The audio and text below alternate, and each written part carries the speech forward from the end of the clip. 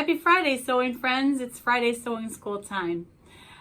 Today I want to start on our little skirt sew along. We're going to kind of go over the things that are different in a commercial pattern today. So, and how to read some of the symbols and that kind of thing. So we'll go over that in just a little bit. I hope you have some wonderful plans for your holiday weekend. My husband and I are going to Indiana this weekend, and we're gonna go to Zink's Fabric Outlet, which is a not huge outlet store, but they have some really good prices and some really nice fabrics. So Kim travels for fabric, so I'm going to be filming a little bit there. I got permission from the manager, so I'm looking forward to doing that. Then we always go to a music store that is in Indiana, in Fort Wayne, that is Sweetwater Music, which my husband and I are musicians. I play keyboard and sing, and he plays guitar. And it's kind of like a petting zoo for instruments there, so we're pretty excited. Every year we make a trip there, and I have to drag him out of the guitar rooms to go eat, whatever. It's a huge complex. They have restaurants in there, they have stages, they have just a room for every kind of instrument, and I just have a blast playing on all the different keyboards. So anyway, I'm looking forward to going tomorrow, and I'm looking forward to the fabric store, and we're just gonna hang out by the lake up there and just enjoy some alone time with each other, which is always needed. And tomorrow, who's ready for the start of college football? Well, as you can see, I'm a Buckeyes fan, guys, so sorry that bothers anybody, but go Bucks. Anyway, this is a me made though. I wanted to wear, I always try to wear a me made when I can, when I film. This is a Lark tee, and I did this is printable heat transfer vinyl that I used to do this. This is several years old now, but it's really, I need to do more Buckeye stuff that's me made is what I need to do. So I don't have a lot. So tomorrow is the first game of college football, or I think most of them have their first game tomorrow. I know it's the first Buckeye game. It doesn't really count toward the conference or anything because it's just kind of a nothing game. Watch us lose now.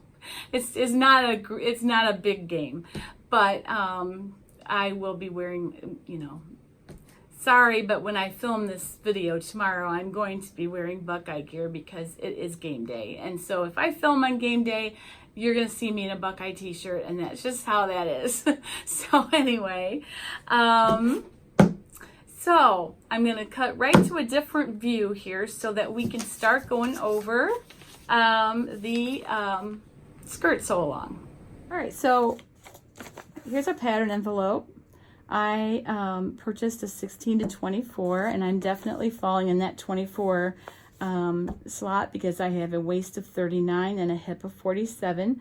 I'll probably need to grade down at the hip a little bit. I'll look at the finished garment measurements is what you want to look at. It's even more important than these. Depending, you'll learn as you go along how much ease you want. Ease is just like the difference between your body measurement and the finished measurement of a pattern or of a garment. And so depending on how loose fitting something is, now a pencil skirt is fairly close fitting, so you don't want an overabundance of ease. But with a hip of 51 and a half, that's ample. I shouldn't have any problem. 49 and a half on the 22. I'll probably fall somewhere in between there. So, and this sits kind of at your high hip, just an inch below your waist. So the hip measurement is the most important one in this. So I'll probably fall somewhere in between there. I'm not going to muslin this because I know simplicity patterns pretty well, but if it's your first time, you might want to just go ahead and make a practice one, or just use fabric the first time that isn't expensive. And if you really want a nice pencil skirt, make the first one and then make your adjustments and cut into your nicer fabric. Now, if this were a stretch pattern, which it's not, there would be a stretch guide somewhere on here to show you how far this fabric should be able to percent of stretch for your, you know, for that pattern. All right, so first we'll look at the instructions.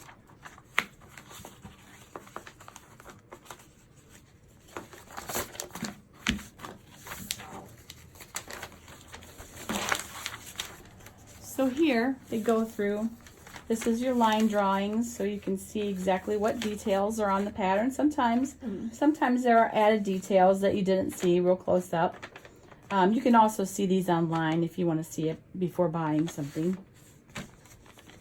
And I'm going to be doing view B. So I have darts front and back. Here are all the pattern pieces. And it will tell you the number of the pieces. It will tell you here which pieces are needed for what view. So for view B, I'm going to need a front and a back, a front facing and a back facing. And I believe that's it.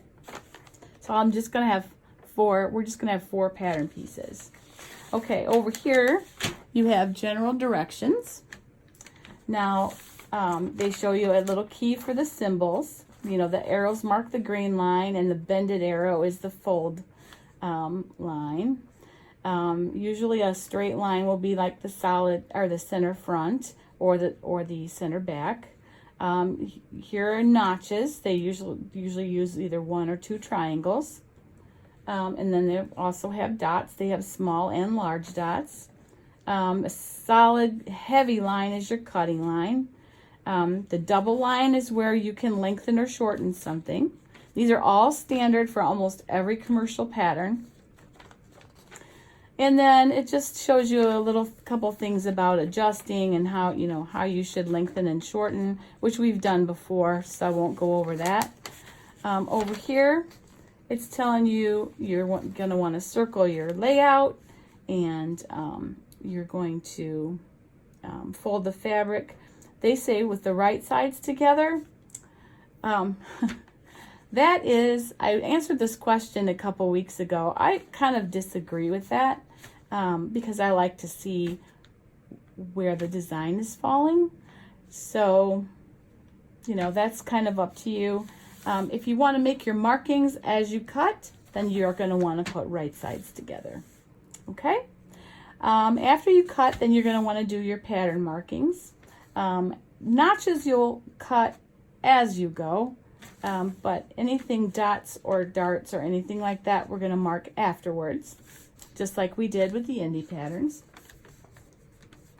Here it tells you general sewing directions. This is where, and this is important, this is where you will always find your default seam allowance, which I don't know about you, but sometimes I have the hardest time finding that on some patterns. So when the general sewing directions, that's where you will find that. For this pattern, it's going to be 5/8, unless it's marked differently or it says differently in the instructions. Okay? And it's just telling you general general finishing. We're going to trim and close seams. We're going to clip corners. Our trim corners, we're going to clip curves, just like we did with indie patterns. And special cutting notes. It just shows you here what it means. Like maybe it shows you that maybe you're going to lay a piece out that needs to be cut partially there and then opened up and cut the other side. Your selvage edges, they'll usually put the word selvages so that you know what the selvage edge is and what the cut edge is. Okay, so we're going to look at the cutting layout. And we're going to do this A and B skirt here. And it just shows you, it's really nice because it gives you a diagram of, okay, I told you to buy this much fabric, and here's how you fit it on there. So it's pretty straightforward. And I'm going to give you some advice. Look at this, because sometimes I think that I can do pattern Tetris and I can do better. And then I've come up short doing it on my own. So I always at least look at this. Maybe I end up doing it better, but I always at least start off looking at this. And then it also tells you what you need to cut of interfacing. And we're going to be using, I'm going to be using SF101 interfacing. You should use a light to medium weight interfacing. And it's just going to be basically the facings of the front and back.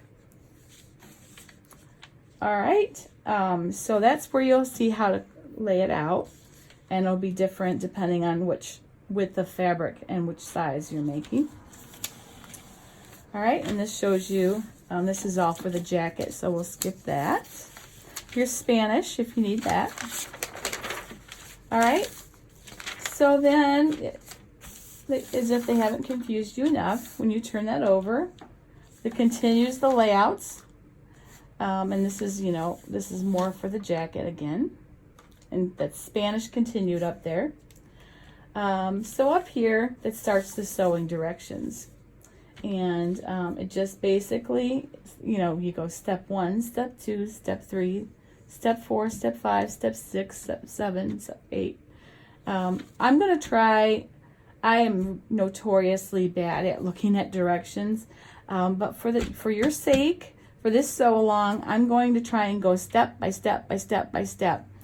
So that you can see how to read these directions, because they can sometimes be, I don't know, they can sometimes be a little bit difficult.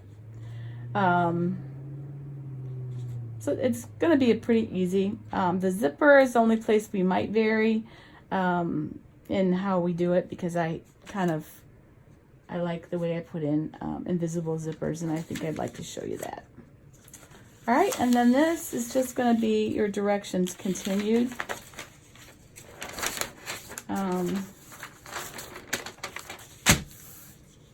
So basically there's just a little bit of the skirt directions on here, and then it starts the jacket. So we're not going to really be using this second paper a whole lot. And then this is more directions here in Spanish. Some of them have the Spanish on a whole different paper, but this is basically the way Simplicity does it, at least for this pattern. And if you can get it folded exactly the way they had it, good luck.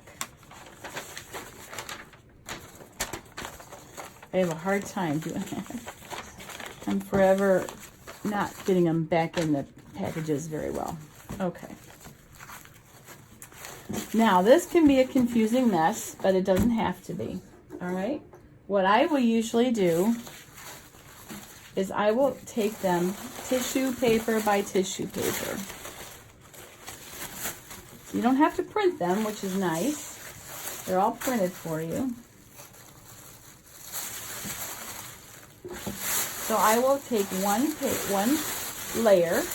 Okay. So I would just go through the pattern and say, okay, which pieces do I need? Okay, this is a jacket piece. This is the back facing. Okay, so I know I need this. I have my paper scissors, and I'm just going to rough cut those out. Not completely, just get them off of the tissue.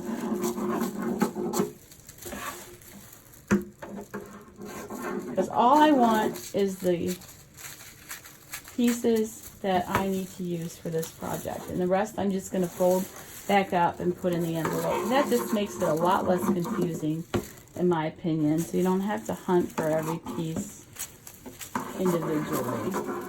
This one is the front facing. So I have my two facing pieces. Like I said, rough cut them because you might want to make sizing adjustments later. Okay, I don't see any other pieces on here that I need. This is all jacket stuff. All right, so I'm going to fold this one back up. Now the second tissue, and I see right away that these are my skirt pieces. So I'm just gonna rough cut these skirt pieces out, and then fold the rest because that's all that I need, are just those 4 pieces. And so then we're just dealing with these few pieces instead of this massive amount of tissue paper. Just rough cut, but make sure you're not cutting into anything you might want to use later. Because you might want to make that jacket. I might. Just fold up then what you're not using and set it aside. Again, I'm just rough cutting these 2 pieces apart. All right, so let me just show you here on the actual pattern pieces some of those markings that they talked about. Here are dots for the darts. Do you see them? Here are notches. There's a single notch there. This is the bendy line that says you put this piece on a fold. These double lines here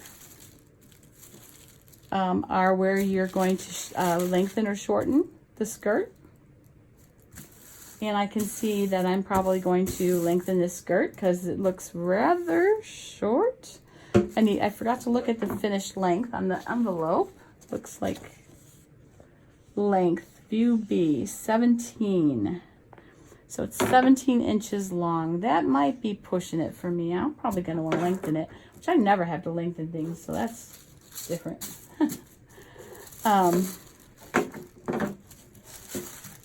See what other markings. There's another notch there. Not a lot. So that was the front. Look at the back piece, different markings that we need to pay attention to.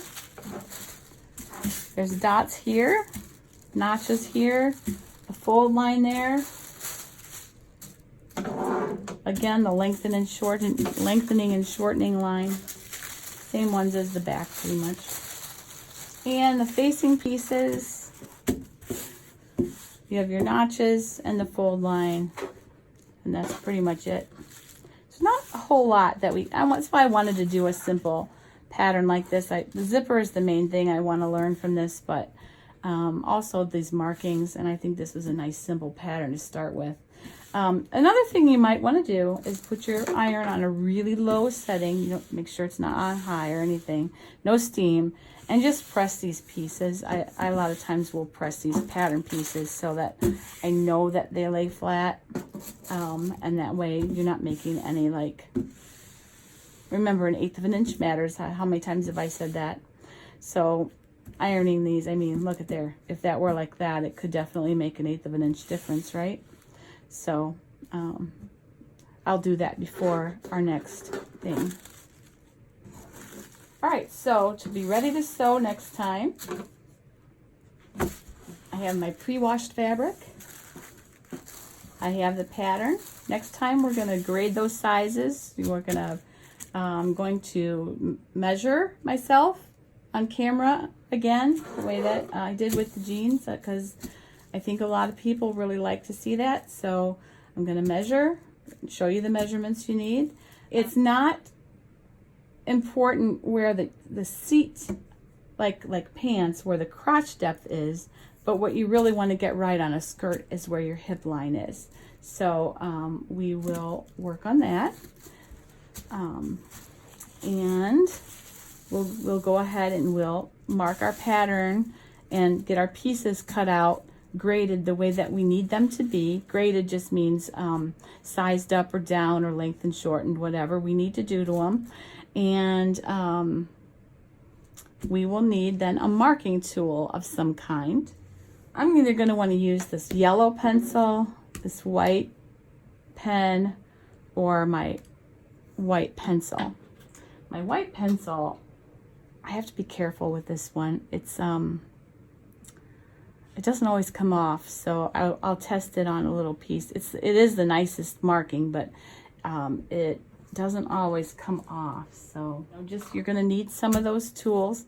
You're going to need your dress curve if you're going to be doing any grading between sizes, and some tape, and you might need a piece of paper, tissue paper preferably, but you could just use regular paper. If you need to lengthen it, you may need to have that something to put in between where you split it. So basically that's what you're going to need for next time. And then so what I would like to do is next time we'll have it cut out, and then we'll start sewing the following week. All right, so basically that's how to read a commercial pattern 101. So and this is a very basic pattern.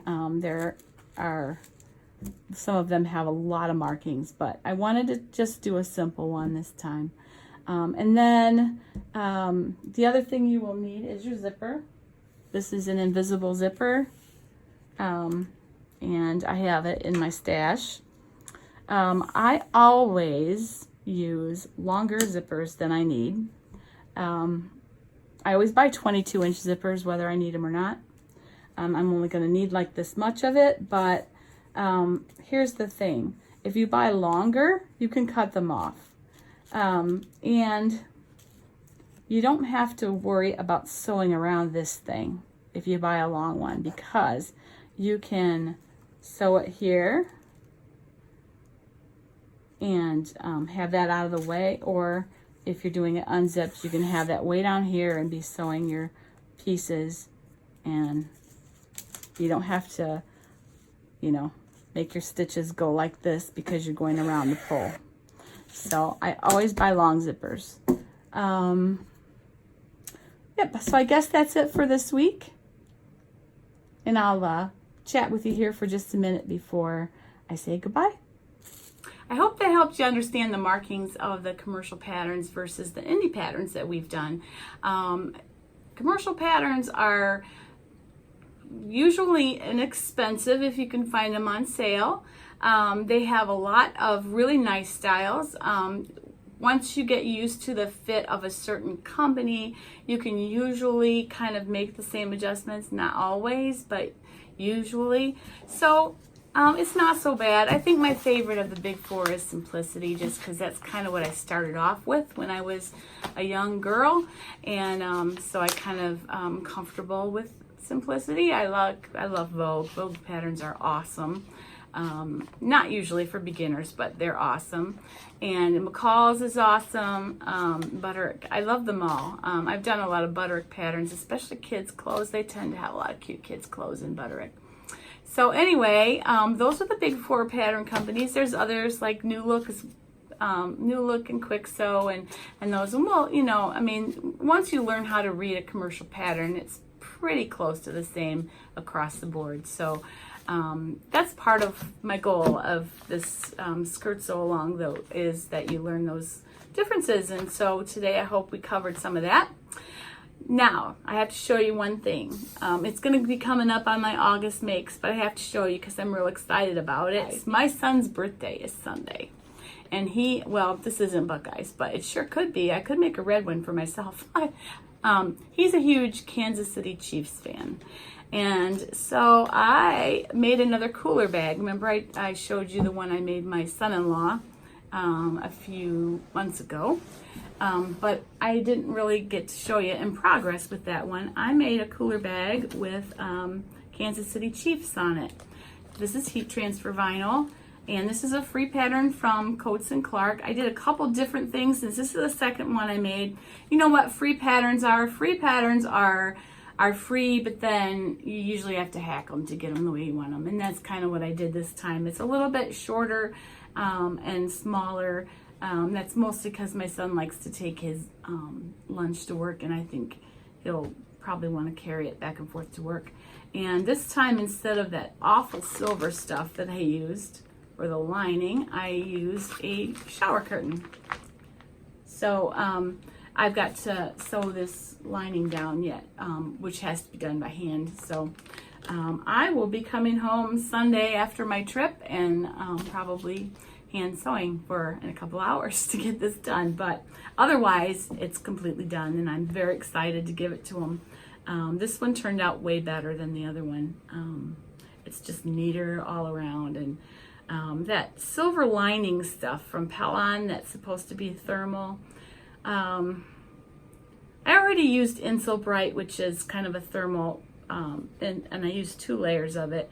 But then I also used that silver lining. But honestly, it was such a bear to work with. I mean, the needle just perforated it. The shower curtain was much, much, much nicer. So I'll get back to you on whether it keeps things as cool. I'll have to ask my son and son-in-law about that. But anyway, I'll share this again with August Makes. But I thought, since it is kind of the beginning of football, that I would show you this, and I will put the link again in the, I did it a few videos ago, but I'll put it in the description box below in case you're just wanting to make a tailgate tote. Y'all have a wonderful weekend. I'll see you on Tuesday. Happy sewing.